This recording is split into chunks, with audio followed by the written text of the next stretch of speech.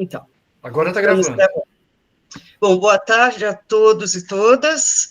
É uma grande alegria termos, nesta tarde, a nossa colega de Puebla, Marisa Isabel Filinich, e da Benemérita Universidade Autônoma de Puebla, uma cidade maravilhosa, que me dá muita saudade, mas o foco de hoje é a palestra Discurso Descritivo e Puesta em Perspectiva. Marisa é doutora em letras pela UNAM, mestre em semiótica e teoria literária pela Universidade de Bucareste, na Romênia. É professora e pesquisadora no programa de semiótica e estudos da significação da Benemérita Universidade Autônoma de Puebla, diretora da revista Tópicos del Seminário, especializada em semiótica e estudos do discurso, membro do Sistema Nacional de Pesquisadores e da Academia Mexicana de Ciências, professora convidada para cursos de pós-graduação e assessorias em universidades nacionais e estrangeiras. Ela é autora de alguns livros, aqui eu cito La Voz y la Mirada, que é publicado em Puebla, né? Depois Descripción, e o terceiro livro, Enunciação. Né? Também tem muitos capítulos de livro e artigos publicados. Seus interesses de pesquisa são semiótica literária, teoria literária, narratologia, teoria e análise de textos literários latino-americanos. Para nós é uma grande alegria poder recebê-la hoje à tarde, e passo-lhe a palavra, manifestando o prazer de tê-la aqui conosco, e também reforçando minha saudade, não só de fim de pandemia, mas saudade de voltar a Puebla, passear pelas ruas, essa cidade magnífica, patrimônio da humanidade. Sí. Marisa, por favor, a palavra é sua. Muchas gracias, Elizabeth. Vuelvo a agradecer a Iva López, a Elizabeth, a Clarisa, a Leonardo, a Enrique, a todos los que participan en las gestiones para organizar estas reuniones, la invitación para estar hoy aquí con ustedes. Me da un enorme gusto poder participar en estas reflexiones semióticas que espero que consoliden nuestros lazos que llevamos adelante desde hace tantos años entre el Seminario de Estudios de la Significación de Puebla y el Foro de Actualización en Investigaciones Semióticas de ustedes. Bueno, sin más, yo quisiera comenzar mi intervención. Como ya ustedes saben, hablaré sobre el discurso descriptivo y en particular sobre la cuestión de la puesta en perspectiva, que considero es un aspecto fundamental de la composición del discurso. Entonces, haré énfasis sobre todo en los aportes que las investigaciones semióticas han realizado al campo de los estudios literarios y, como diría, la importancia también de que en el campo de los estudios literarios se atienda, se incorporen estas nuevas reflexiones que hay en el campo de la semiótica sobre la cuestión de la perspectiva y, en términos más generales, sobre la cuestión de la percepción. Bueno, para iniciar, diría que es para todos una experiencia común, ¿verdad?, la presencia de la narración en todos los ámbitos de nuestra vida cotidiana y de todas las manifestaciones de una cultura.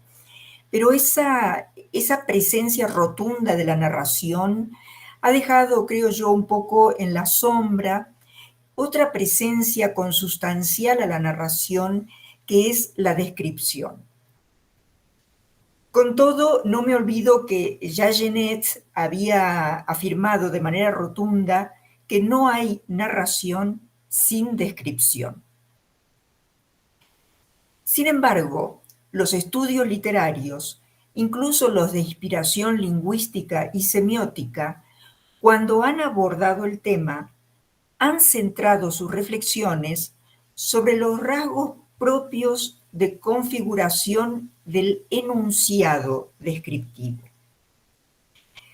Así, el minucioso trabajo de Philippe Hamon, Introducción al análisis de lo descriptivo, que ha sentado las bases para toda reflexión ulterior sobre este tema, también él privilegia el análisis de la constitución del enunciado descriptivo, concibiendo el sistema descriptivo como una equivalencia entre una denominación y una expansión. Si pudiéramos, Iva, ver la diapositiva, que creo que tiene el número 2, en que retomo este esquema de Philippe Hamon, que muestra cómo él fundamenta, digamos, su definición sobre lo descriptivo precisamente en esta relación de equivalencia entre un término, un pantónimo, un sustantivo generalmente, y su expansión a través de un conjunto de propiedades o bien un conjunto de predicados. Es la siguiente, si la podemos ver. Pero bueno, yo no me, gracias, no me voy a detener en la explicación muy rica que hace Philippe Hamon sobre, a partir de este esquema, solo lo muestro un poco para indicar cómo la reflexión está centrada en la composición del enunciado. Y en este mismo sentido, si podemos ver también la diapositiva siguiente, ese esclarecedor estudio de Adam y Petitjean sobre el texto descriptivo se centra también fundamentalmente en la composición del enunciado descriptivo. Este esquema que yo retomo de Adam y Petitjean muestra de manera más relevante, digamos, estas tres operaciones que son la aspectualización, la puesta en relación y la tematización, pero a través de esas operaciones lo que se trata de explicar es cómo se va a configurar el enunciado descriptivo. Tampoco me voy a detener en la explicación detallada de este esquema. Bien, sin embargo, quiero decir que la descripción no solo constituye una forma particular de organizar el enunciado, sino que es también y sobre todo una manera de asumir una posición enunciativa. En este sentido, con frecuencia, los momentos con predominio de lo descriptivo en un texto tienden a asociarse con el borramiento enunciativo.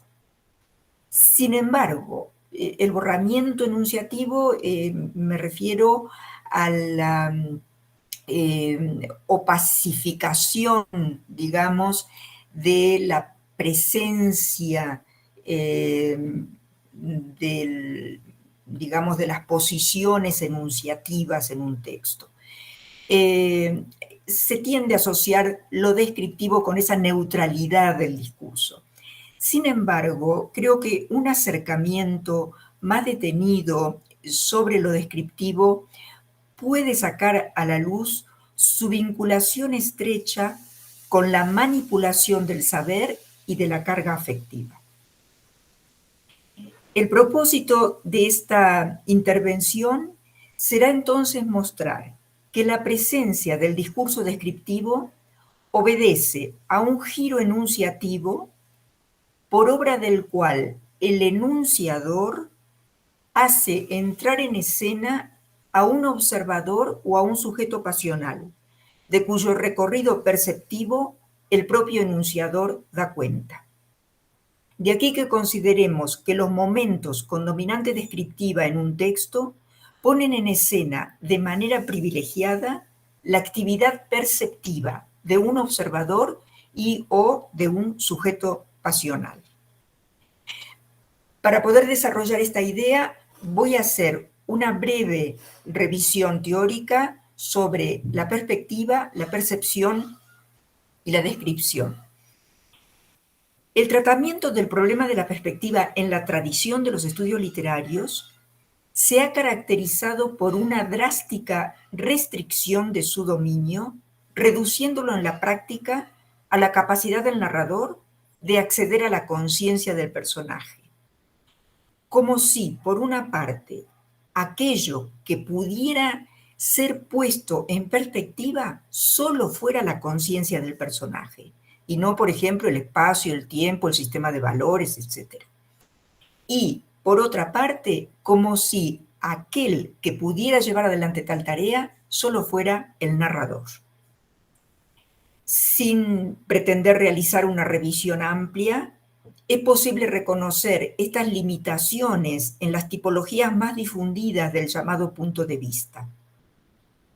La adopción de un punto de vista en la narración, en el campo de los estudios literarios, fue un tema que surgió vinculado a otro aspecto central del relato, que es la voz del narrador. Si podemos ver, y va la siguiente diapositiva, sobre la cual tampoco me voy a detener, es un poco para mostrar lo que estoy diciendo. Estas son, aquí están 3 tipologías fundidas, digamos, clásicas, que muestran cómo se ha estudiado la perspectiva en los estudios literarios. Aquí está presentes Pouillon, Todorov y Genet, ¿no? Que finalmente los 3 proponen una tipología de 3 términos en un narrador que sabe mucho más que sus personajes, un narrador que sabe lo mismo que el personaje focal, o bien un narrador que sabe incluso menos que sus personajes, ¿no? Bueno, estas tipologías clásicas que lo que hacen es fundir 2 problemas, ¿no? El problema de la visión, en términos generales para hablar de percepción, ¿verdad? La visión y la voz del narrador. Lo mismo se podría decir de la idea desarrollada por Bakhtin cuando habla, ¿verdad?, de la voz precisamente como alianza entre la expresión verbal y una conciencia. Bueno, si bien aquí en este esquema aparecen conjuntamente la tipología de Pouillon, la de Todorov y la de Genet, es necesario decir que Genet es precisamente quien llamó la atención sobre la mezcla entre voz y perspectiva en el campo de la teoría narrativa y propuso tratarlas de manera separada. Con todo, el mismo Genet, en el momento de abordar el tema de la focalización, limita su tipología a una relación entre narrador y personaje, con lo que la voz del narrador vuelve a ser central como criterio de clasificación. Con todo, estimo que la advertencia de Genet acerca de la necesidad de separar la voz de la perspectiva en el análisis del relato permite abrir el alcance del fenómeno de la puesta en perspectiva y tomar en consideración los aportes que la reflexión semiótica ha realizado en este terreno. Así, es posible reconocer que la puesta en perspectiva remite a un fenómeno más general, que es el proceso de percepción. Considero que precisamente lo descriptivo representa sobre el escenario del discurso el despliegue de la actividad perceptiva del sujeto. Los momentos descriptivos de un texto se nos presentan como una puesta en escena del acto perceptivo, acto por el cual el mundo circundante y el universo interior, mediados por el propio cuerpo de quien percibe, se articulan y hacen que el mundo y el sujeto cobren existencia, advengan al universo del discurso. Este acto inaugural de la significación es llamado por Fontany toma de posición, y cito sus palabras: enunciando, la instancia de discurso enuncia su propia posición. Está dotada entonces de una presencia. Fin de la cita. El acto de percibir implica, en primer lugar, entonces, hacer presente algo ante alguien. La noción de presencia y su necesario correlato, la ausencia, se vuelve así central para comprender el funcionamiento del acto perceptivo.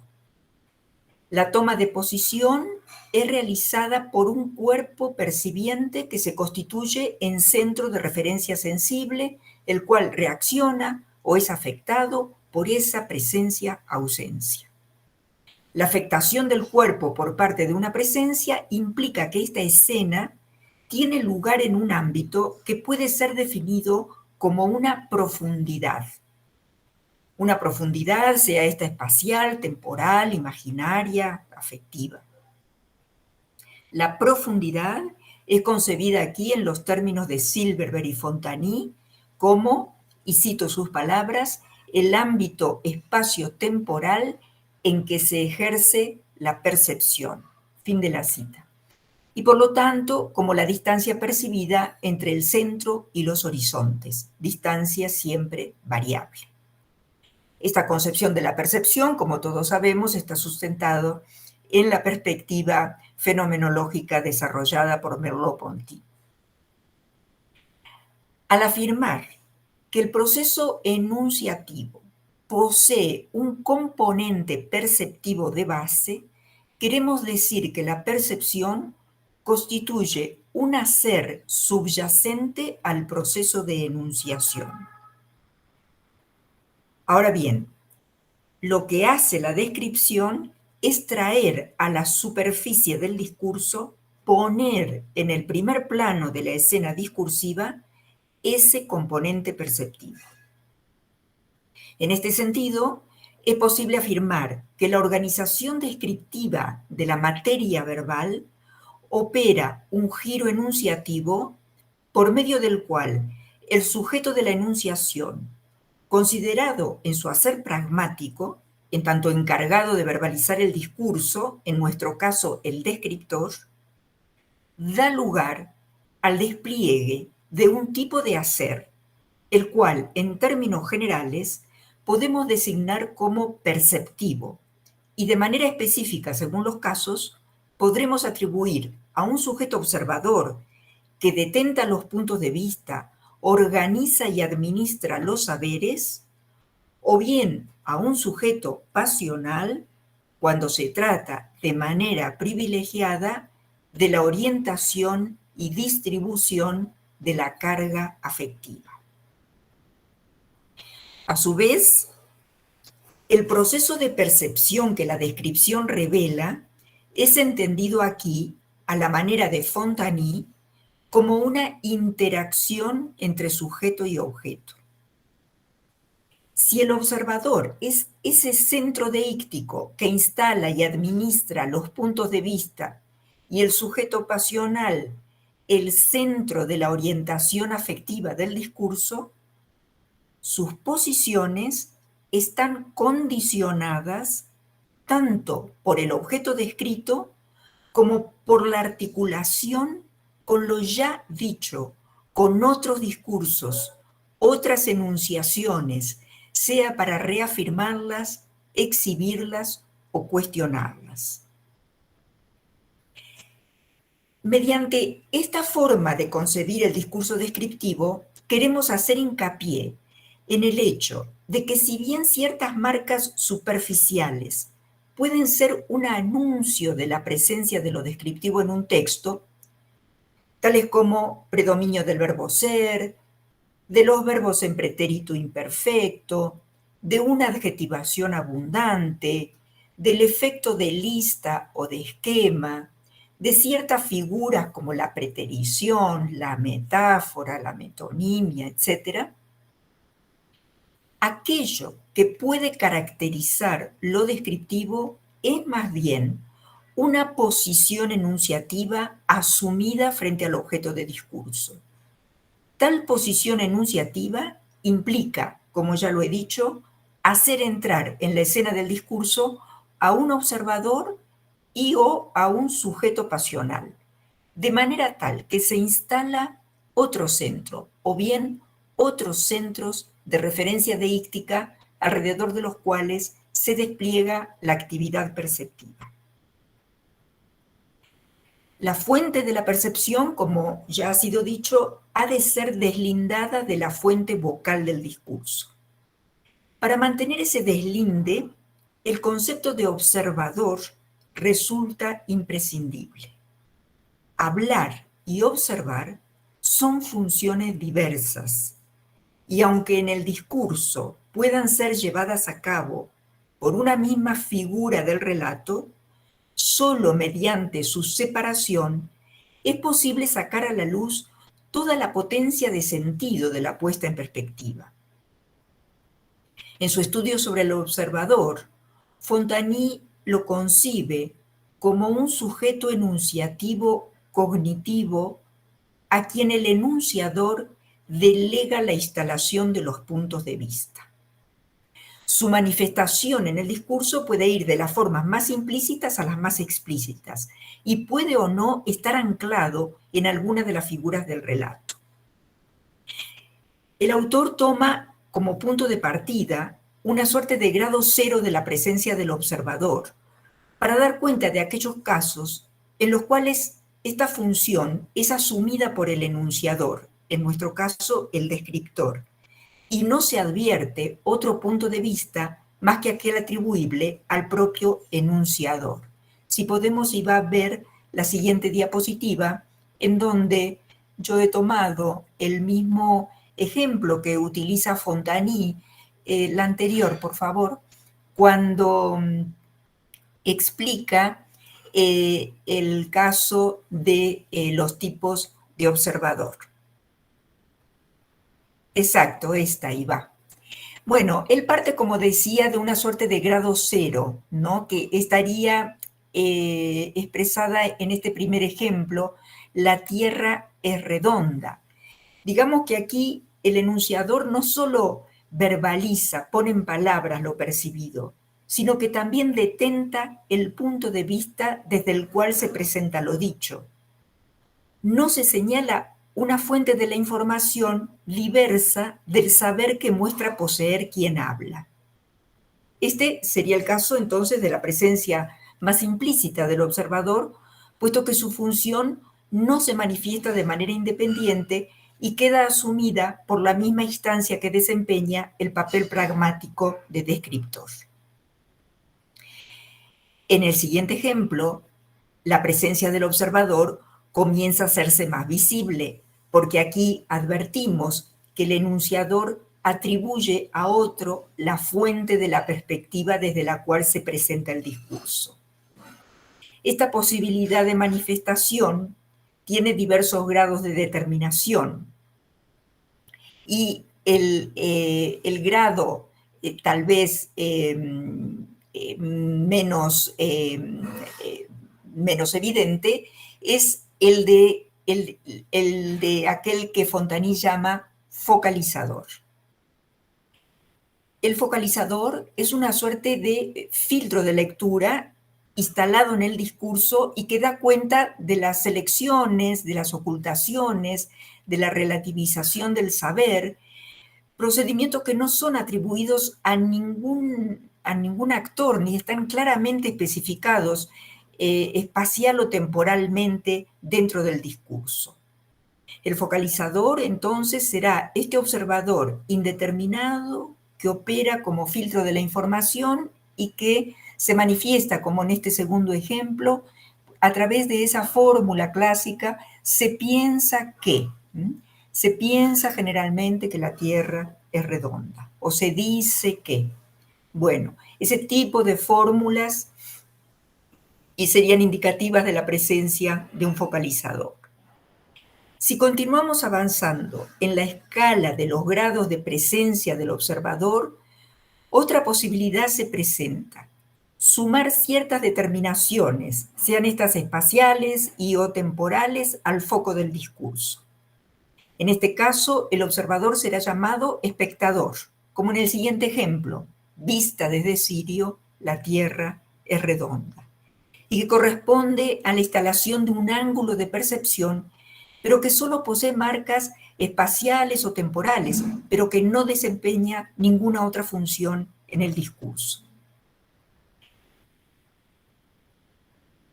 Por otro lado, el observador puede asumir rasgos aún más explícitos y poseer las características de un actor, aunque su actuación se limite exclusivamente a dar testimonio de lo que percibe. Este será el caso de un asistente que, al modo de un testigo, se instala en el discurso solo para garantizar con su propia presencia la verosimilitud de lo que se informa. Y tenemos el siguiente ejemplo de asistente: Galileo piensa que, etc.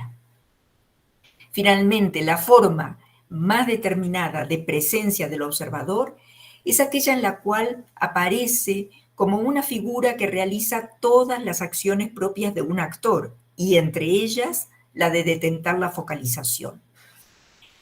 Es el caso del asistente participante, que no solo asume el punto de vista, sino que también está implicado en las otras dimensiones del discurso, pragmática y pasional, como en el último ejemplo.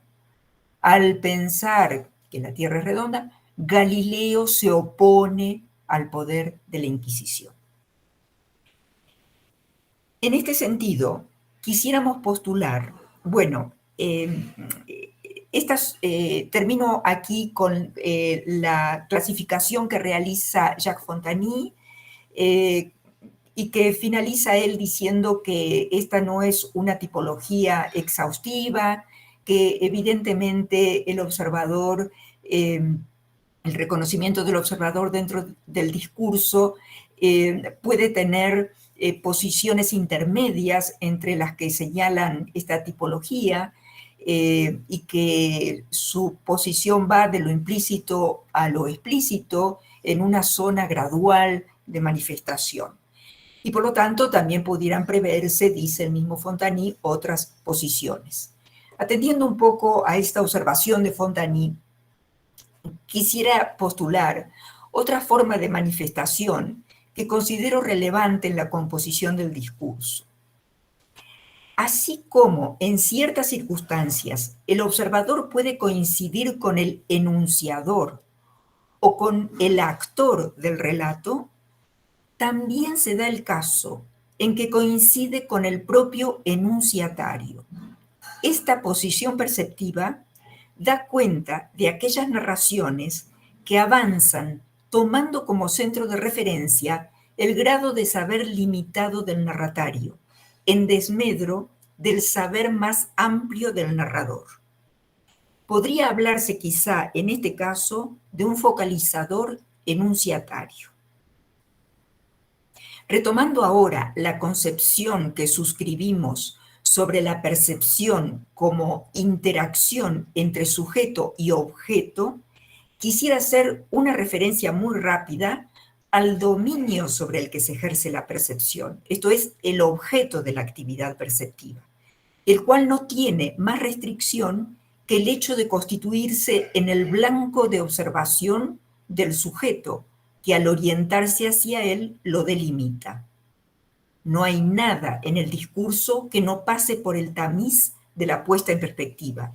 De aquí la dificultad de realizar un listado exhaustivo de los planos del punto de vista, como sugiere Uspensky.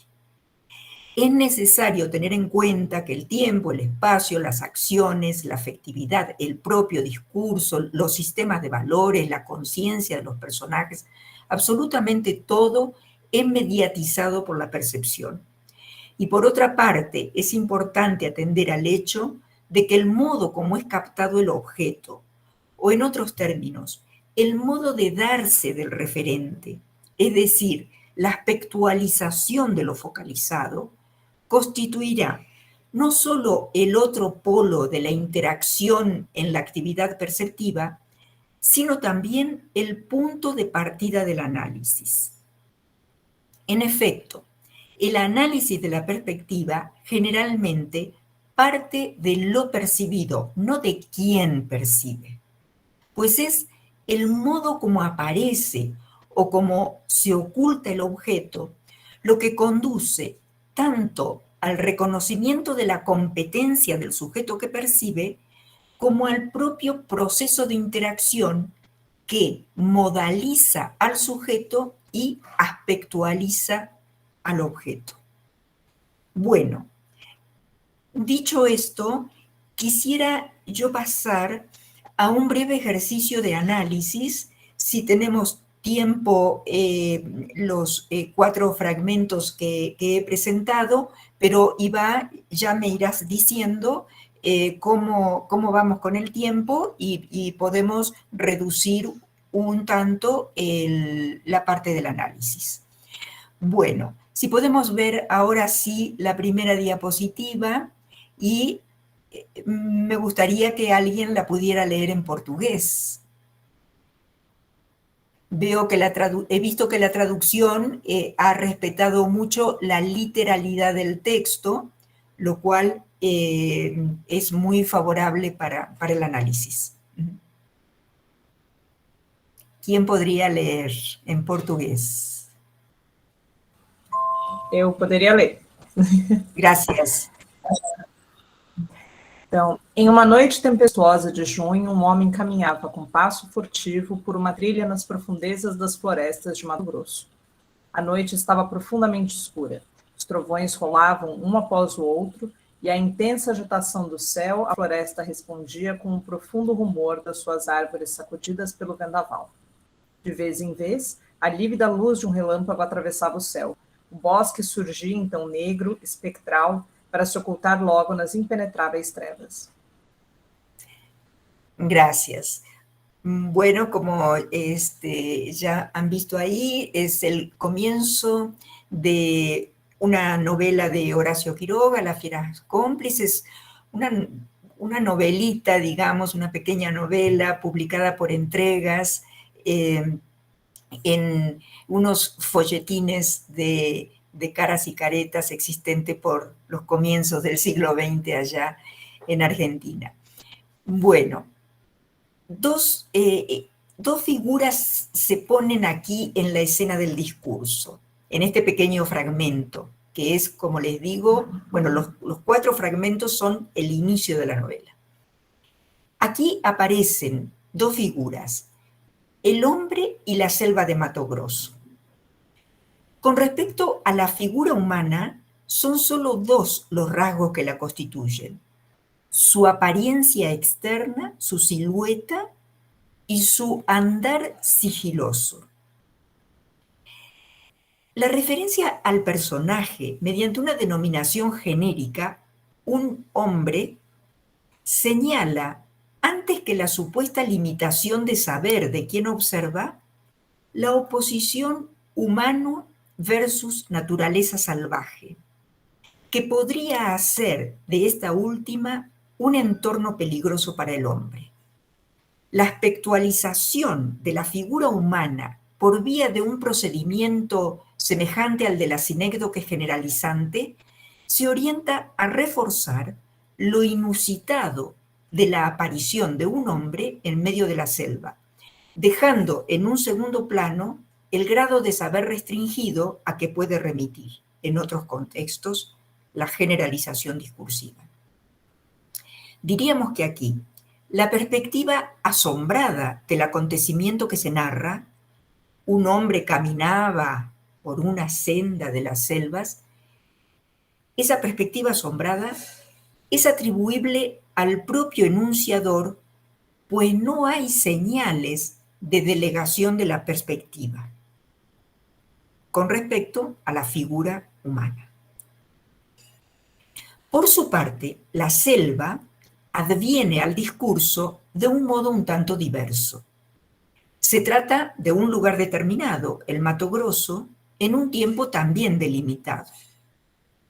La selva se manifiesta primero a través de imágenes auditivas, los truenos, la intensa agitación, el rumor de sus árboles, para recién después, por efecto de un relámpago, emerger y volver a ocultarse. Y nos preguntamos, ¿quién percibe así la selva? Evidentemente, no el mismo observador distanciado que da apenas un esbozo de la presencia del hombre. La selva en este pasaje aparece y desaparece ante las percepciones de un observador instalado en su interior. Su modo de aparecer, primero mediante los sonidos que emite y luego negra y espectral, fruto del relámpago luminoso, indica que quien percibe está situado en su interior y desde ese lugar tiene esta percepción fragmentaria y vívida de la selva. Se trata, en términos de Fontany, de un asistente participante. El ángulo desde donde se perciben sonidos y destellos de luz coincide con la posición del caminante que atraviesa la selva. Pero además de la percepción física de la selva, los sonidos y destellos, hay también una afectación por lo que se percibe. La profusa adjetivación acusa esa afectación. Noche tempestuosa, oscura, intensa agitación, profundo rumor, lívida luz, espectral, impenetrables tinieblas. Todos los adjetivos llevan el sema de lo desconocido, lo no familiar, lo siniestro. Podríamos preguntarnos, ¿quién resulta así conmovido y atemorizado? Y podría pensarse que esta valoración es atribuible al personaje que en esa noche atraviesa la selva. Sin embargo, pronto sabremos que no es así. El mismo descriptor se encargará de hacernos conocer la falta de temor en el personaje un poquito más adelante. De aquí que digamos que si bien, con respecto a la percepción física de la selva, el observador está espacial y temporalmente situado, pues percibe sus sonidos y sus imágenes desde su propio interior, con respecto al vínculo afectivo que con ella se entabla, este se caracteriza por el distanciamiento, desconocimiento y temor. ¿Es entonces atribuible al descriptor este temor? Más bien diríamos que se trata del sentimiento que quien describe busca generar en el destinatario. Ya desde aquí advertimos cómo el descriptor esboza esta posición para que el destinatario la adopte. Se trataría entonces de asumir la perspectiva de un focalizador enunciatario. Es ahora que podríamos corregir nuestra primera apreciación del asombro atribuido al descriptor. En retrospectiva, podemos decir que también el asombro con que se presenta al hombre en la selva, en una primera lectura decíamos sin marcas explícitas de perspectiva, se corresponde con esta estrategia de mostrar asombro por parte del descriptor, pero para producir asombro en el destinatario, con lo cual deberíamos sumar aquí dos posiciones justapuestas, la del descriptor y la de su destinatario. Entonces, dos modos de interacción se entablan entre sujetos y objetos. En el primer caso, ante la visión del hombre, predomina la distancia. La puesta en perspectiva busca reforzar el asombro y despertar la curiosidad por saber. En cambio, en el segundo caso, ante la aparición de la selva en el campo de presencia instaurado, domina la cercanía espacial y temporal, aunada a una distancia afectiva, pues los adjetivos que singularizan esa selva en esa noche refuerzan aquellos rasgos que proyectan sobre lo percibido el temor que se pretende generar en el destinatario de la descripción.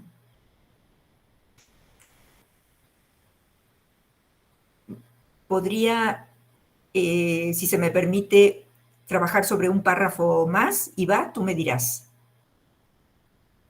Sí, gracias. Entonces pediría si alguien lo puede leer en portugués, por favor. Posso ler novamente? Sí, gracias. Ok. A floresta, terrível sempre, ainda de dia, com suas emboscadas e traições, nessa hora e na lúgubre solidão, enchia de angústia a alma mais bem forjada. Uma pessoa na cidade, nas mais desesperadoras situações, não se sente jamais sozinha. As vidas irmãs pululavam ao seu redor. Sua imediata presença a sustentam. Mas na floresta é diferente. Ali tudo conspira contra ele, o ar quieto e pesado, o silêncio hostil, as exalações mortíferas das plantas que infiltram a morte na fúnebre sedução de seu voluptuoso aroma. As feras acaçapadas detrás do tronco, que olhamos indiferentes a nosso passo. As víboras que fazem desse paraíso terreno um inferno. Tudo na floresta se confabula contra o homem.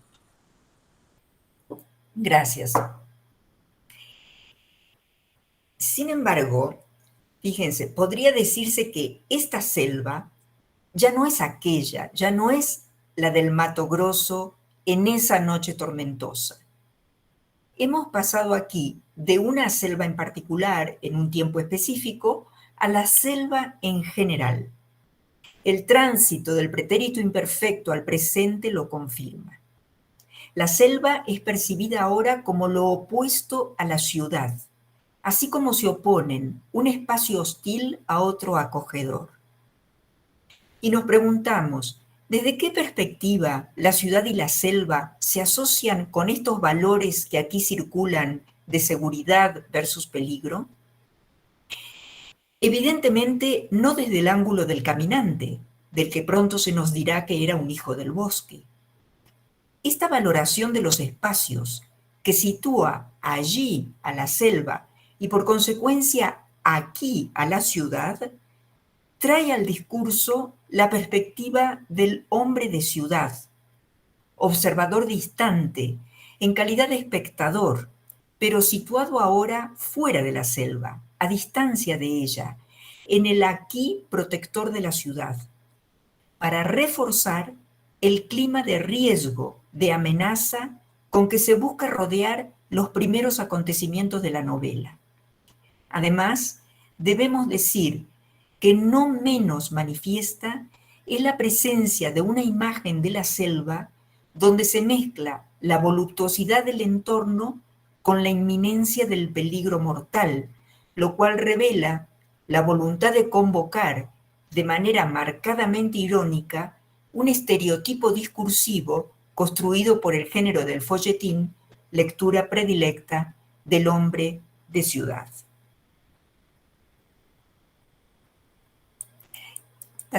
Podríamos pasar al siguiente párrafo. Iva, ¿tú me dirás?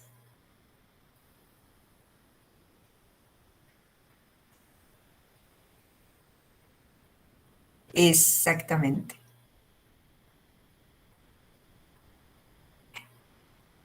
Si lo puedes leer, por favor. Posso? Sí, sí. Então, vamos lá. Nosso viajante, porém, apesar do terror noturno inerente a uma noite de tempestade na floresta, sem mais amparo que o próprio valor, não parecia sentir medo. Seu passo cauteloso indicava preocupação, sim. Prevenção também, mas não temor. Para um olho conhecedor, algo nele delatava uma pessoa acostumada à floresta. Esse algo era seu modo de andar.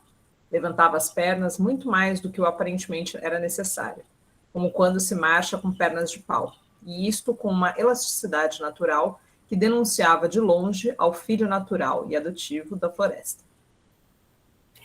Bueno, Aquí la denominación ha cambiado. Ahora se trata de nuestro viajero.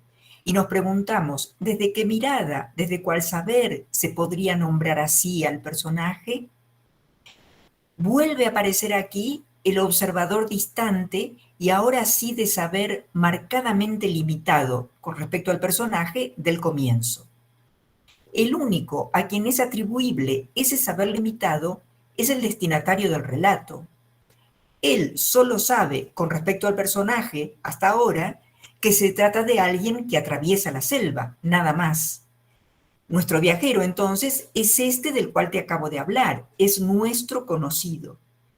Digamos que esta mención del actor convoca en el discurso tanto la perspectiva del descriptor como la perspectiva del destinatario del relato.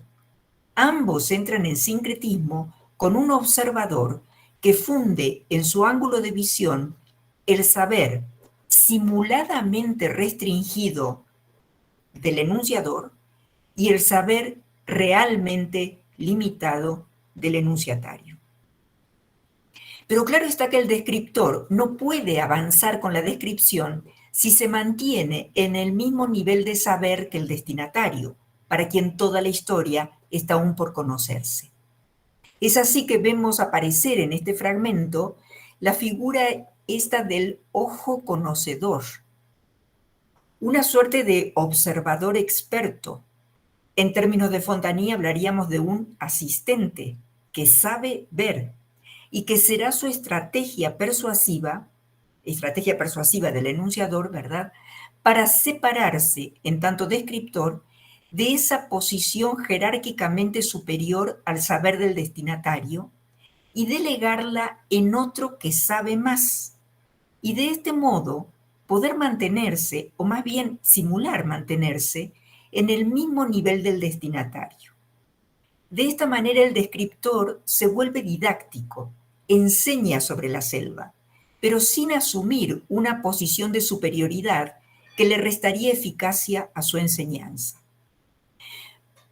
Por otra parte, la distancia entre observador y actor se mantiene.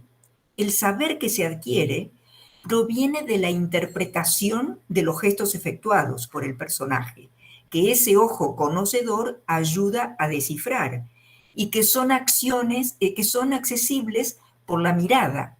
Los verbos utilizados dan cuenta de este desciframiento de gestos, indicaba, delataba, denunciaba, los cuales hacen ver y por lo tanto también hacen saber.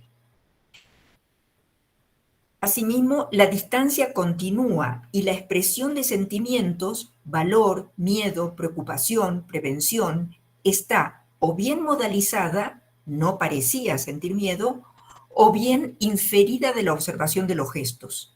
El no saber sobre el personaje domina sobre el saber, y de esa manera se incentiva el interés del destinatario. Bueno, podría yo omitir el análisis del último fragmento, si así lo consideran, para cerrar, porque veo que nos estamos acercando ya a las 2, 3 de la tarde para ustedes. No, Marisa. Ah, bueno. Puedes... ¿Puedo completar? Sí, a nosotros nos da mucho gusto. Bueno, yo estaba un poco... Queremos escucharte. Estaba un poco presionada porque estaba con el tiempo muy justo. Muy bien, entonces completo con el párrafo siguiente para poder cerrar el análisis. Y le pido nuevamente aquí a nuestra colega si nos puede ayudar con la lectura en português. Claro, claro. Nosso homem era, pois, uma pessoa acostumada ao mato. Os relâmpagos que nos permitiram, com sua fulgurante luz, seguir a marcha felina, nos permitirão saber algo mais. Assim, ao lívido resplendor de um raio seguido de um espantoso trovão, foi possível ver que o viajante vestia casco de rolha, camisa e calça azuis rasgados e grossas botas. O casco dizia logo que quem o carregava não era peão. Porém, em troca de sua visível despreocupação no concernente à floresta, rara em um patrão, parecia assegurá-lo. Quem era, pois, dono da fábrica? E que poderia fazer nessa noite, em plena profundeza da floresta, andando como alguém que vai atento a algo, e tudo isso sem espingarda? Isso é o que logo saberemos. Bien, aquí desde el comienzo de este párrafo, con la denominación nuestro hombre, reaparece la fusión de la mirada alojada simultáneamente en enunciador y enunciatario. Pero la convocación de la perspectiva del destinatario no se limita a la forma de nombrar. La referencia a los relámpagos que colaboran para informar y de manera sorpresiva tanto al enunciador como al enunciatario acerca del personaje, no hace sino enfatizar la estrategia de que se vale este descriptor de instalar un ángulo de observación de los hechos que implique la mirada del otro para alimentar así su curiosidad. Mediante la figura de la metalepsis, el enunciador funde en un mismo nivel narrativo la realización de los acontecimientos y la percepción y conocimiento que de los mismos obtienen simultáneamente descriptor y destinatario. Las preguntas que cierran el pasaje despliegan la misma posición de observación y de manera más decidida aún, pues son atribuibles a ese focalizador enunciatario que no sabe y desea saber, con el cual fácilmente se identificará el lector. La paradójica simultaneidad en la adquisición del saber por parte de ambos sujetos enunciativos se lleva a cabo mediante la estrategia del enunciador de restringir su saber para hacerlo coincidir con el escaso saber del enunciatario. Esta simultaneidad se refuerza con la frase que cierra el párrafo y vuelve a colocar en el mismo nivel jerárquico, aunque el enunciador sepa necesariamente más que el enunciatario, a los sujetos implicados en la enunciación descriptiva. Bueno, y ya para concluir, quisiera enfatizar aquellos aspectos que nos han permitido reconocer el predominio de lo descriptivo en un segmento textual. Partimos de la consideración de que la descripción es una dimensión de todo discurso, por la cual se otorga densidad existencial, se hace ser aquello que se nombra. Ya ha sido dicho que el solo hecho de nombrar es ya una descripción en potencia. De aquí que asentemos los rasgos generalmente asociados a la descripción en un giro enunciativo, por obra del cual el descriptor, la voz que sostiene el discurso, hace entrar en escena a un observador que recorre lo observado desde determinados puntos de vista y o a un sujeto pasional que distribuye la carga afectiva. El acto perceptivo que sustenta tanto la actividad del observador que da cuenta de una experiencia inteligible como la del sujeto pasional que manifiesta una experiencia sensible, se presenta como parte de la enunciación, pues implica un proceso de manipulación en el sentido semiótico del término, por el cual se ofrece al destinatario una posición a asumir frente a lo descrito. Por otra parte, y con esto ya termino, he querido mostrar que en el análisis de los textos en los cuales predomina lo descriptivo, conviene siempre que el punto de partida no sea la búsqueda de quién percibe, del sujeto de la percepción, sino, por el contrario, del objeto descrito, pues es la manera de darse del objeto aquello que nos señala la posición del sujeto, la cual se constituye, como dije, no solo en relación con el objeto, sino en relación también con otros discursos que ya han producido maneras de configurar lo percibido. Tales formas almacenadas en el discurso conllevan sistemas de valores que actúan ya desde la selección y jerarquización de aquello que se vuelve objeto de percepción.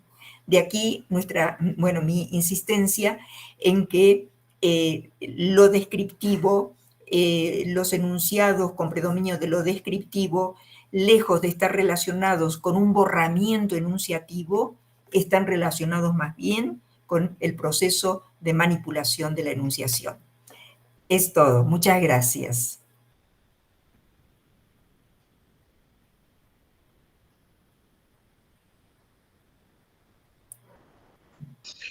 Muitíssimo obrigada, Marisa.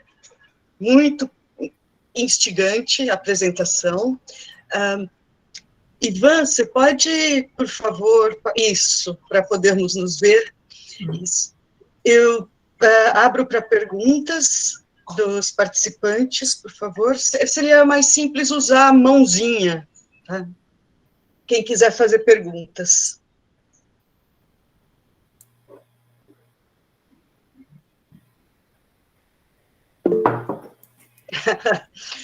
Professor Ivan Carlos Lopes, por favor, tome a palavra.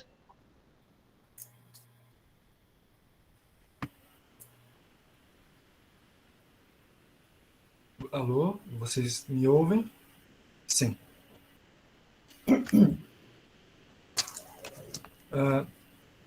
Bem, estou muito impressionado com essa análise, assim, com a análise fina que você nos apresentou, Marisa.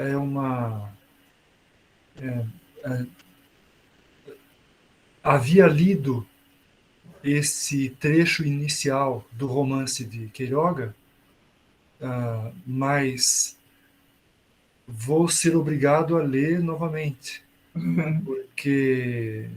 porque ficou tudo diferente.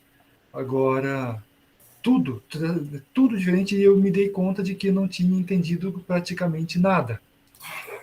E não porque fosse difícil, porque não é um autor difícil de se compreender do ponto de vista de uma compreensão primeira, não tem nenhum vocabulário obscuro, nem nada de especialmente intrincado.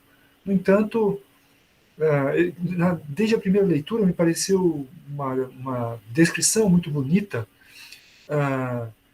que não tem como não fazer pensar, me pareceu, pelo menos, como não fazer pensar em uma atmosfera um tanto ligada a algo dantesco, porque como a gente pode ser confrontado a um personagem entrando em uma selva escura e não pensar em Dante Alighieri, não é verdade? Mas, porque, de certo modo, enfim, desde então, acabou se tornando, me parece, muito uma baliza referencial para quem, desde dali em diante, se aventurasse a escrever sobre um homem penetrando sozinho numa floresta à noite. Então, você tem um medo, como já havia lá, o medo, não é? E a dificuldade de perceber, como também na Divina Comédia. Então, mas o que eu ia perguntar era, então, tendo dito que eu vou ser obrigado a ler de novo esse texto e ler melhor,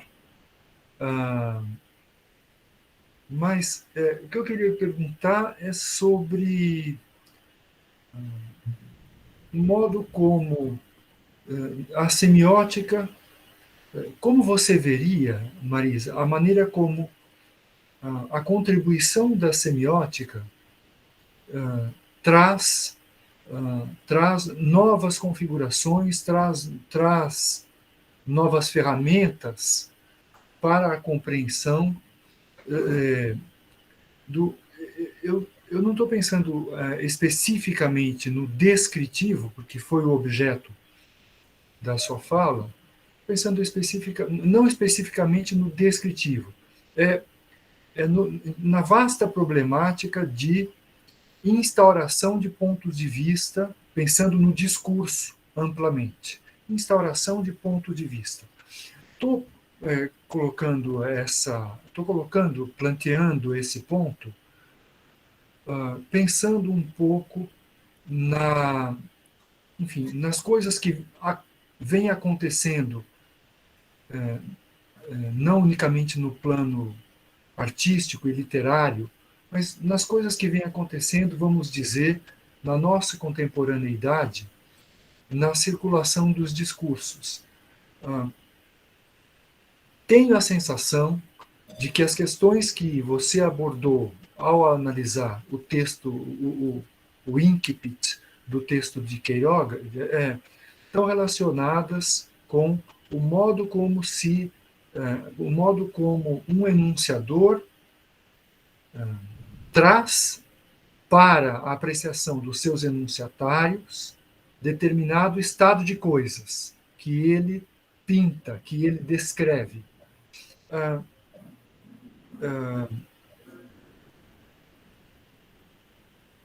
A contribuição específica da semiótica para isso, onde nós poderíamos identificar a contribuição específica?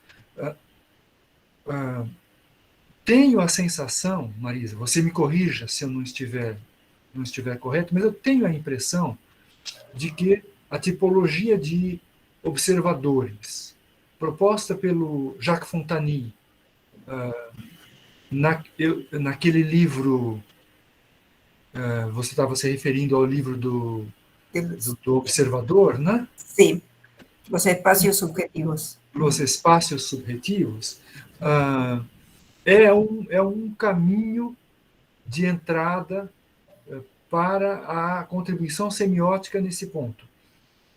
Teríamos outras possibilidades na contribuição da semiótica para essa questão ampla de forma de apresentação para os enunciatários. Gostaria de ouvir se você pode nos dizer alguma coisa a respeito dessa questão um pouco mais ampla, colocando numa questão mais ampla. Não sei Talvez se a minha questão seja um pouco ampla demais, não sei. Sí, no sé si alcanzo a entenderte bien, Iva. Te comprendí bien toda tu exposición, pero la última parte, entiendo que quieres hacer una pregunta en relación con la teoría semiótica más allá del campo de lo descriptivo, pero... Más allá de lo descriptivo, sí, así es. Pero si me pudiera volver a formular la pregunta específica del que la planteaste ahora al final. Sí, claro. Sí.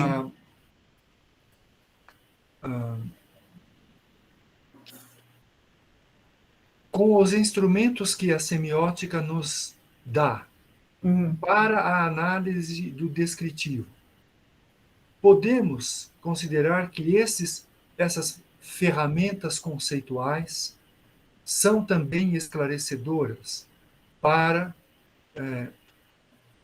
a problemática geral das relações enunciação-enunciado. É um pouco essa a questão. Talvez essa questão seja um pouco larga, um pouco ampla, um pouco ancha, para uma resposta breve. Não sei, Marisa. Sí. Bueno, a ver, cuando yo hablo de lo descriptivo, también yo le doy un alcance muy amplio a la cuestión de lo descriptivo. Yo considero que no hay discurso en donde no haya descripción, solo que en un discurso, por momentos la descripción aparece en un primer plano y por momentos queda subyacente.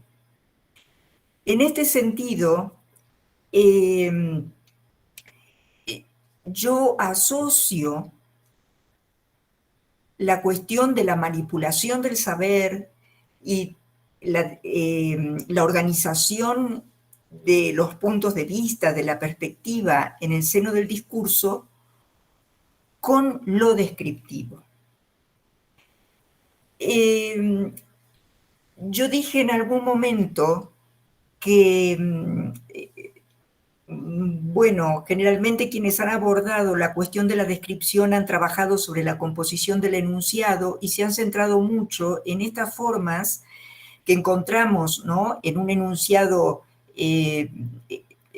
muy cargadamente descriptivo, la presencia del presente, del pretérito imperfecto, la abundancia de adjetivos, etcétera, etcétera, ¿no?, las figuras, en fin. Pero si bien esos pueden ser indicadores de que estamos en un segmento donde va a predominar lo descriptivo, lo que lo va a caracterizar es este proceso de enunciación por el cual el enunciador delega los focos, los puntos de vista, los lugares de donde se observa, se focaliza, se aspectualiza aquello que es percibido, que entra a la escena del discurso bajo cierta forma, bajo cierto aspecto, a determinada distancia, desde cierta cosmovisión, etcétera, ¿no? Entonces, en ese sentido, cuando tú me preguntas, bueno, la semiótica provee estos avances de la semiótica sobre la cuestión de la percepción, irían más allá del análisis de lo descriptivo, pues sí, claramente, en la medida en que lo descriptivo, digo, está presente en todo discurso y está asociado a esta suerte de instalación de una cierta posición enunciativa, entonces, evidentemente, claro, yo me he, digamos, beneficiado de todo el desarrollo sobre la cuestión de la percepción para poder trabajar sobre los textos literarios, porque esas herramientas están pensadas para todo discurso, ¿no?, para lo que sucede en todo discurso. Y quiero decir algo más a propósito de tu pregunta, Iván. Lo que yo más bien observo es que los estudios literarios son poco sensibles y son más bien refractarios a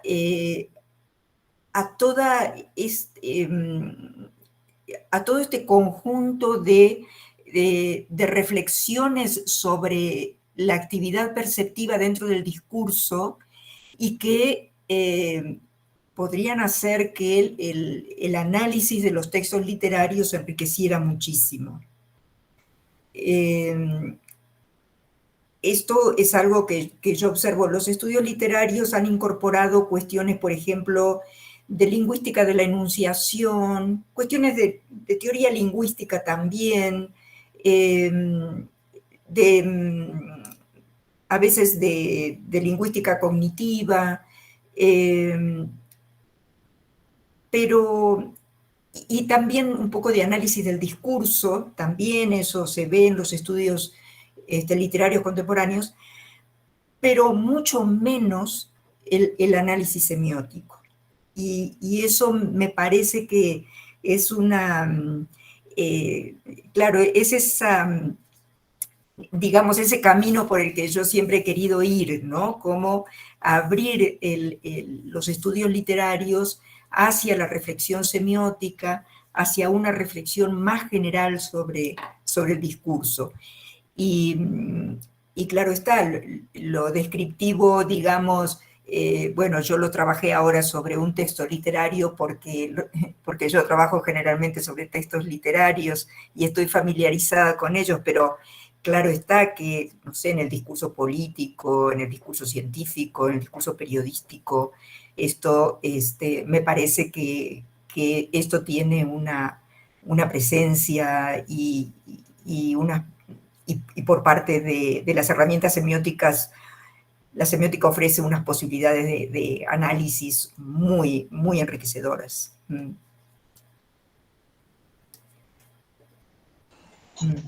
Muito obrigada, Valquíria. Marisa, perdão, Valdir, eu vi tua mão levantar, mas não vi, não está agora. Você quer fazer? Bom, pode ser agora. Eu queria esperar um pouco mais outras pessoas que pudessem falar, mas enfim. Marisa, eu gostei muito das tuas análises e vou colocar três pequenas observações, assim, a título de solicitação de esclarecimentos. Nos primeiros slides, me parece, você usou uns autores que não me são familiares. Sobretudo, você situou a aspectualização dentro do campo da tematização. Eu vi um grafo, tema, e depois, dentro dele, a aspectualização. Se não me falha a memória, não sei se o Ivan tem isso no slide. Então, eu queria essa seria a minha primeira questão. A aspectualização, se a gente observar o primeiro modelo do percurso gerativo do Greimas, quando ele instala o terceiro nível, né, o nível discursivo, em que ele põe a figurativização, a aspectualização, temporalização, e depois tematização, isotopia e tal, a aspectualização não figurava lá dentro, no primeiro modelo do percurso gerativo. E depois ela veio ganhando um relevo, pouco a pouco, e sobretudo com Zilberberg, ele dá uma conotação tensiva para a questão da aspectualização, como uma espécie de grande regedor, né, do ritmo, do tempo, do andamento do discurso. Então, a primeira pergunta seria assim, o fato de você ter colocado dentro da tematização, né, o que isso implica numa definição desse conceito de aspectualização? Quer dizer, qual é a abrangência, o grau de abrangência, o que a aspectualização observa dentro do discurso, no seu ponto de vista, o que seria extremamente enriquecedor para a minha leitura. A segunda questão é o conceito também de descrição. Porque eu me lembro, assim, no começo do meu aprendizado de semiótica, eu fazia um entendimento do caráter de descrição, e eu entendia que o Greimas queria, com a semiótica, não cair no regime de uma explicação. Então, a semiótica não ambicionaria dar uma explicação das causas de um discurso, e limitaria a descrever os fenômenos, as suas estruturas, as suas regras, etc. Então, seria uma teoria eminentemente descritiva e não uma teoria explicativa. Veja que isso já nos opõe a Chomsky, por exemplo, porque Chomsky quer explicar a natureza da linguagem no homem. E você usa esse conceito de descrição, o do descritivo, que eu também gostaria de te perguntar o raio de ação do conceito do descritivo, tal como você põe em cena na tua análise. Então, essa seria a segunda. A terceira, eu fiquei curioso de saber quem é o homem da espingarda, que está anunciado no último trecho. Fala, logo saberemos quem é. Eu fiquei curioso de saber quem é no texto. O Homem do Mato. Ah,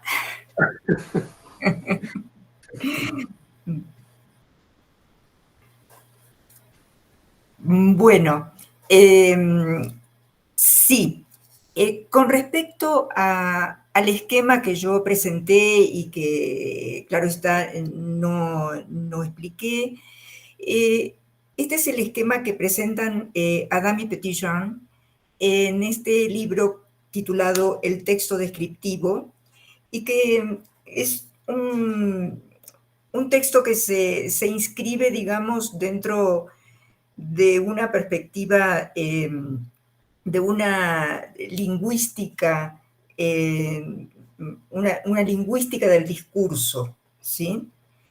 Entonces, el tema, en la cabeza del esquema aparece el tema título, y ellos, si nosotros vemos este esquema un poco en relación con el de Philippe Amon, este esquema trata, lo único que trata de hacer es de especificar el otro esquema más simple, digamos, de Philippe Amon. Philippe Amon ponía equivalencia entre denominación y expansión. Bueno, la denominación representaría aquí esto que el autor llama tema-título, ¿no? El tema-título ahí se refiere puramente a aquel denominador común de una descripción.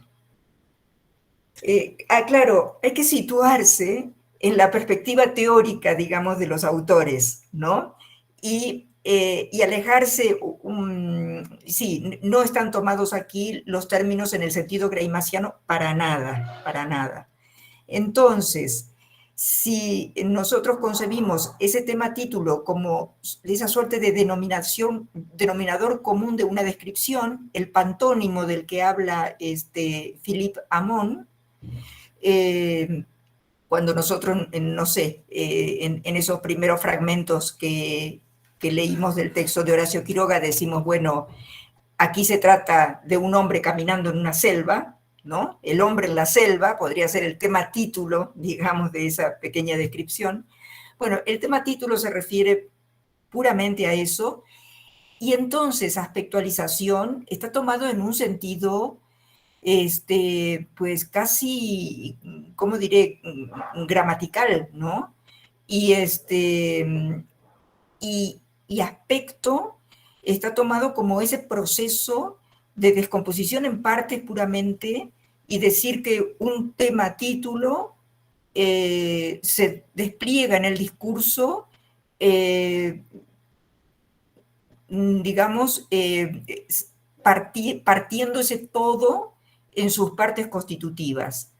Y a eso se refiere aspectualización, no tiene nada que ver ni con el ritmo, ni con el tempo, con esos rasgos aspectuales en la prosodia del discurso que bueno, que la semiótica ha expandido toda la cuestión de la aspectualización a todo ese otro terreno, digamos, de los aspectos sensibles del discurso.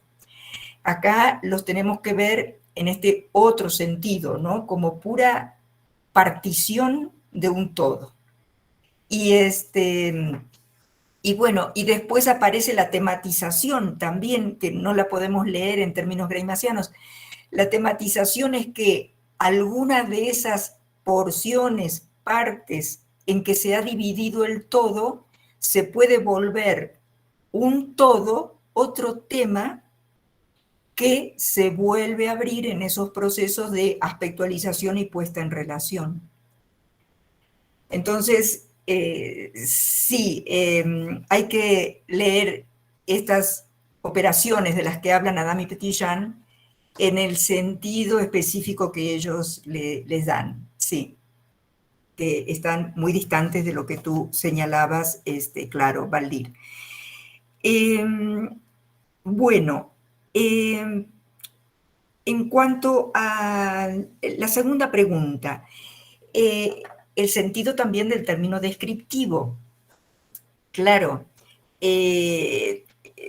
tú estás pensando, Valdir, en términos de la epistemología semiótica, en que lo descriptivo aparece en relación con lo explicativo, ¿no? Entonces se está pensando ahí descripción frente a explicación, y se hace esta oposición y esta decisión, ¿verdad?, de la semiótica de hacerse una teoría descriptiva. Bueno, a ver, el término descripción tiene ahí un lugar en el campo del metalenguaje, ¿verdad? Pero el término descripción, como sabemos, ha tenido un lugar también en el uso corriente de la lengua junto a narración. Y de ahí lo toma la narratología, ¿no? Entonces, ahora yo también de ahí lo tomo, ¿no? Yo parto de pensar la descripción en relación con la narración, tal como lo han trabajado los estudios literarios. Pero trato a partir de ahí de profundizar un poco en el concepto de descripción en relación con la narración para considerar lo descriptivo como un componente de lo narrativo. Es decir, un poco en esta concepción de Genet, ¿no? No se puede narrar sin describir, es imposible narrar sin describir. Y ahí, claro que estoy en otro nivel porque estoy un poco arrancando, digamos, o tomando como punto de partida una cuestión de géneros, ¿no? Una cuestión de género narrativo, no de narratividad. Entonces, y claro está, por otro lado, es interesante pensar que nunca ha habido un género descriptivo, como sí ha habido un género narrativo, ¿no? Es que lo descriptivo, pienso yo, está implicado, es consustancial a la narración. Entonces, bueno, son hay campos diferentes. Bueno, y el hombre de la escopeta, de la espingarda, hay que leer la novelita. Pero, en fin, tampoco recuerdo yo mucho los detalles de toda la historia, que bueno, es un poco este estilo de las historias de Quiroga, que se alejan un poco de la imagen dantesca que veía Iva López, porque aquí estamos en la selva, y estamos en la selva del Mato Grosso, efectivamente, pero lo cierto es que también la observación que hizo Iva sobre la evocación de Dante me parece muy interesante, porque, claro está, el discurso provoca ese tipo de evocaciones necesariamente, ¿no? Y eso es lo que me parece interesante, cómo el discurso puede traer ese tipo de evocaciones y entonces darle espesor precisamente a una descripción que tal vez no tiene tanto espesor, ¿no? Sí. Muito obrigada. Obrigado, Maria. Fala, Valdir, desculpe. Não, eu só quis agradecer também, obrigado. Eu vou aproveitar que não tem nenhuma mão levantada e fazer uma pergunta. Sim. A Neiva, perdão, Neiva, primeiro. Você tem todo o direito. Eu fico por último, se der tempo. Não, boa tarde a todos. Eu entrei um pouquinho mais tarde, mas eu queria só agradecer, porque foi extremamente elucidador para mim ouvir da Marisa as tipologias, né, de observador, porque eu tenho uma missão um pouquinho espinhosa. Eu tenho um amigo que está com um livro num concurso aqui, que eu sou de Caxias do Sul, eu faço pesquisa pela Universidade de Caxias, e esse livro aqui, eu identifiquei que realmente a característica dele é realmente de descrição.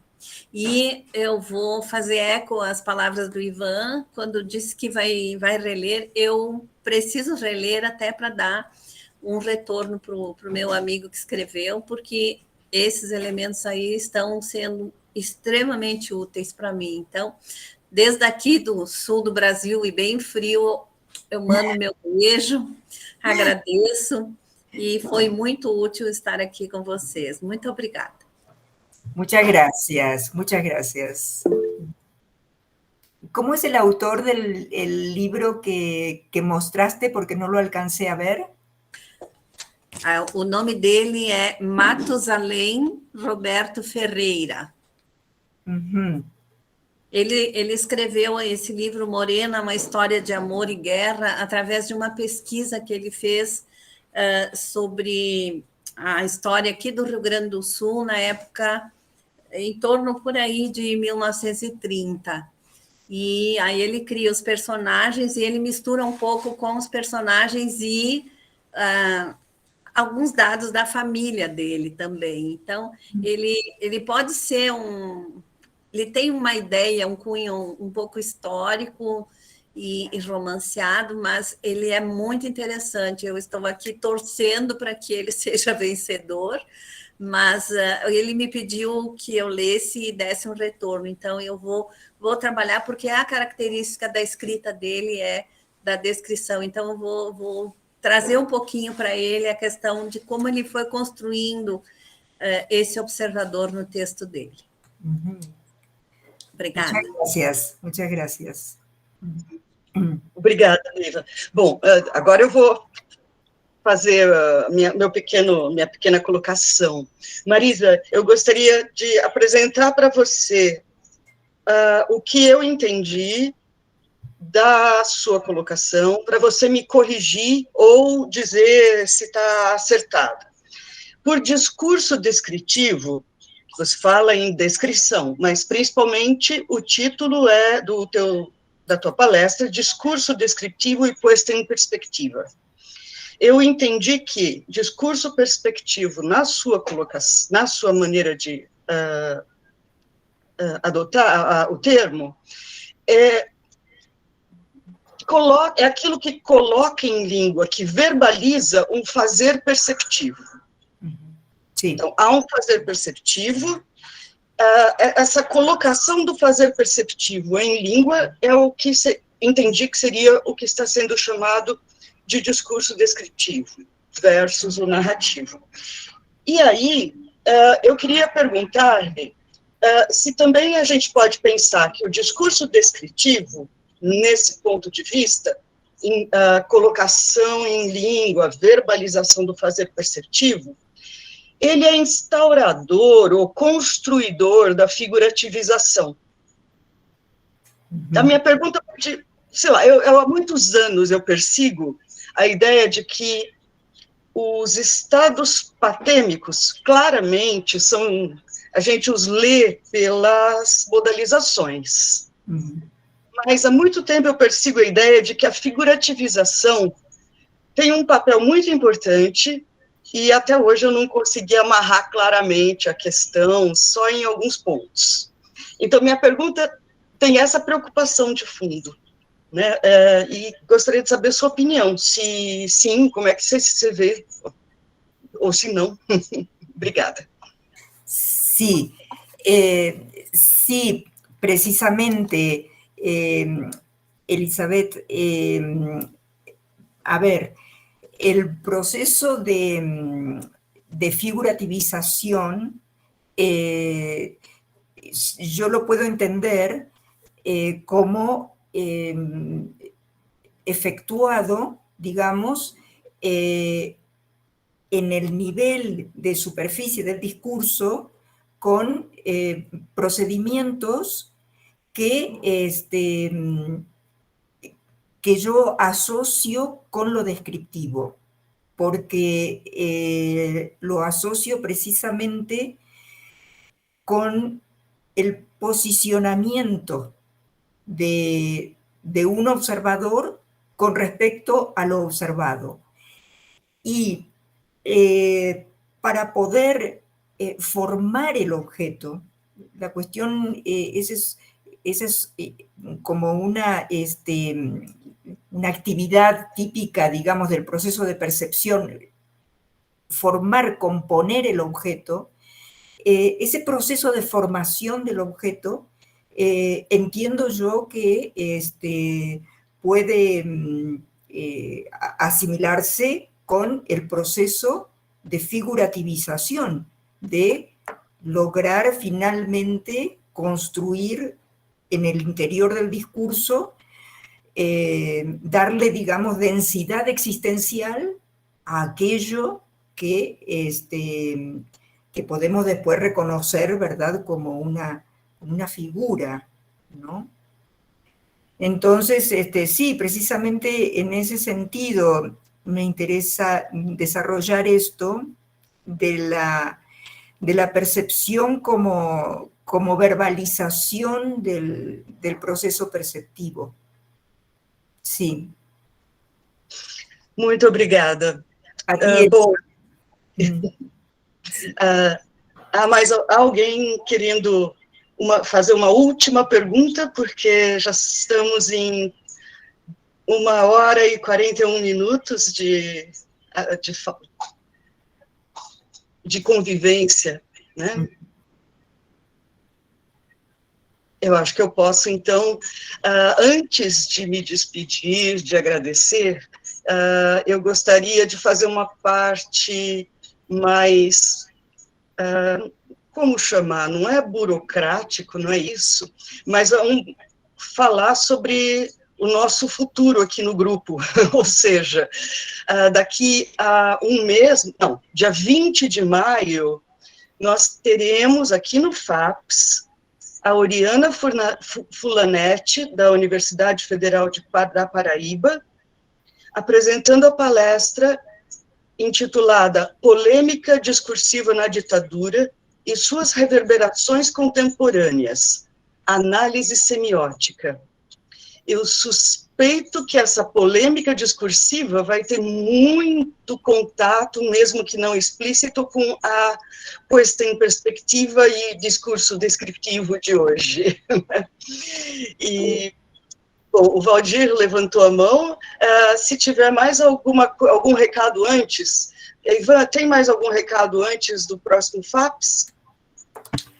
Não, Beth, eu acho que o fundamental era falar do FAPES mesmo. Nós temos, antes do FAPES, teremos a continuidade das nossas reuniões regulares, tem reuniões de labores, tem reuniões de laborino, durante o mês de maio, que está para começar. Mas, não, acho que o fundamental era isso que você já acabou de anunciar para todo mundo. Certo, obrigada. Valdir, eu queria lembrar e pediria para a Marisa confirmar, não esqueçamos que acho que na primeira sexta-feira do mês de maio teremos uma sessão do seminário de Puebla. Sim, sim. Então, todos estamos convidados. É a última intervenção sobre a pós-memória, né? A última... Ou já é o primeiro tópico da segunda... Empezamos con Semiótica de la Ciudad, ahora en mayo, el 6 de mayo. Sí, el próximo viernes, con el grupo de los peruanos. Semiótica da Cidade. Semiótica de la Ciudad, sí. Sim. Olha só. Então... El tema de pós-memoria ya terminó en la sesión de abril, sí. Ok, então quero lembrar a todos, e estamos todos convidados, e vamos estreitar as nossas relações com o grupo de Puebla. E mais um pequeno recado, muito obrigado, Marisa, então, semana que vem, não sei se vocês estão sabendo, devem estar sabendo, nós teremos um concurso, né, para ingresso do novo professor de semiótica na USP. Então, começa agora segunda-feira, dia 2, e vai até o dia 6. Eu não sei se as sessões são abertas, o calendário vai sair na segunda-feira, mas acho que é interessante não só dar um apoio, né, de calor humano aos candidatos que estarão muito tensos, obviamente, para apresentar sua aula, seus trabalhos, mas também um aprendizado para vocês que estão se formando mestres e doutores, para que um dia vocês enfrentarão um concurso desse tipo. E é sempre bom a gente saber um pouco como que a coisa se dá. Então, também lembro isso para o grupo. Obrigado. Muito obrigada, Valdir, pelos 2 lembretes. Sobre o concurso, até onde eu me lembro, pode haver plateia, mas nunca intervenção, nunca pergunta, nas provas didáticas, no memorial, provavelmente também, tá? Mas isso é fácil descobrir, é só pedir para confirmar.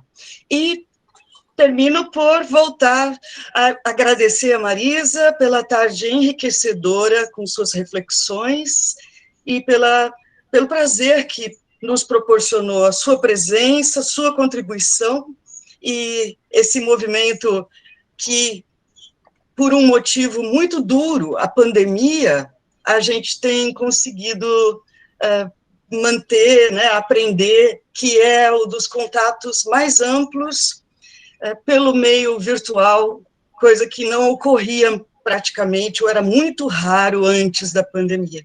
Então, está aí uma coisa boa, talvez a única, não sei, mas nos abre horizontes nesse sentido. Muito obrigada, Marisa, uma grande honra tê-la conosco essa tarde. Muchísimas gracias a todos. Y bueno, claro que me interesaría poder recibir los enlaces a las reuniones en las que pueda participar. Me encantaría poder al menos algunas estar presente del seminario. Y bueno, y agradezco mucho las preguntas, las observaciones de Iva, de Valdir. Me llevo también esas lecturas que ponen en evidencia las divergencias epistemológicas entre las disciplinas, la dificultad para incorporar conceptos de una disciplina y hacerlo funcionar dentro de otra. Bueno, siempre yo también me estoy moviendo en ese terreno un poquito pantanoso y siempre difícil, pero siempre con la intención de hacer dialogar, ¿verdad?, los distintos saberes. Y bueno, muchas gracias, Elizabeth, por también tus preguntas, tus observaciones. Seguiré pensando en la cuestión de la figurativización que tú planteas. Me parece que es una cuestión que también me servirá mucho para esto, sobre todo para ubicar, ¿verdad?, el nivel de análisis en el que uno está y cómo construye uno también su propio dominio, ¿no? Bueno, muchísimas gracias a todos, muchísimas gracias. Me despido entonces y espero verlos pronto. Y vas, si mantienes el contacto tú y yo Sí, voy a estar... Por supuesto que sí, Marisa. Bueno, voy a estar... Por supuesto que sí. Puebla y San Pablo tienen que seguir adelante juntos. Claro que sí, claro que sí, sí. Pero estaré pendiente también ahora de la página del FAPS, sí, que veo que ahí se anuncia con precisión todas las conferencias y demás. Muchísimas gracias. Hasta luego. Muchas gracias. Me despido, hasta luego. Encantó. Muchas gracias. Gracias, hasta luego. Ivan, eu preciso falar com você, não sei se agora, encerrando... Tchau, gente. Então, saindo aqui. Não sei se chega só para mim a gravação, só isso, Valdir, porque eu que comecei a colocar para gravar, ou se chega para todos? De Acho qualquer que tem modo... que fechar, tem que cortar a gravação. Claro, tem que parar, verdade. Como é que eu paro lá? Imagina, fica aí o Valdir para conversar. Já achei. Eu tentei interromper 2 vezes, ele não deixou. Não sou